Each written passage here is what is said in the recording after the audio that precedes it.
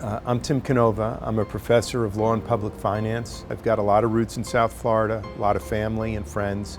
The spring and summer of 2015, I found myself here in South Florida working with the Citizens Trade Campaign, really lobbying the entire Florida congressional delegation against the Trans-Pacific Partnership, the TPP.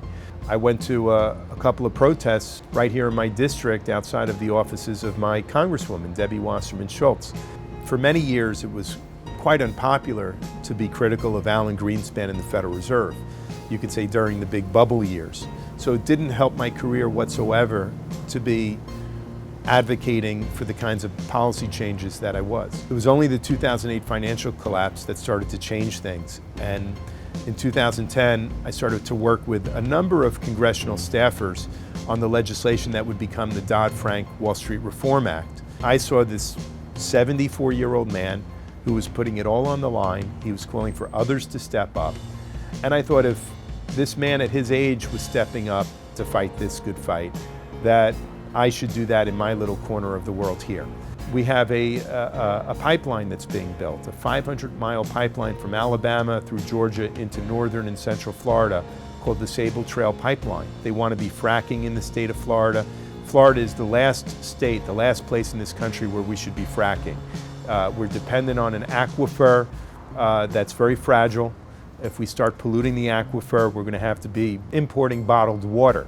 And we have rising sea levels that threaten homes and businesses all throughout South Florida and the coastlines of Florida, where we could end up having an internal refugee crisis in this country. I do think a lot of folks have checked out of politics, out of participating in the political system. You see it with the low voter participation rates, of course. And the reason for that is they're tired of a lesser of two evils choice. And yet we have these pressing issues that just seem to get worse and worse. The economic issues that got exacerbated by the 2008 financial crisis and the aftermath of that crisis, environmental issues. Across the board, these issues aren't going away. They're becoming more and more critical and more difficult to solve. We have to change the political system, and we have to have a progressive movement that changes the political system. Yeah, it's a great awakening. A lot of folks who never got involved in politics are suddenly animated and involved.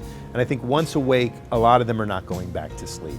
So this is what the task is right now. This is what the challenge is for those of us who want a more ethical politics with integrity, politics where politicians are not bought and paid for by moneyed interests.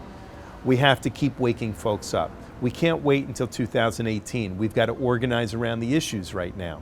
I think we all have to stay engaged politically if we're going to bring about positive change in this country.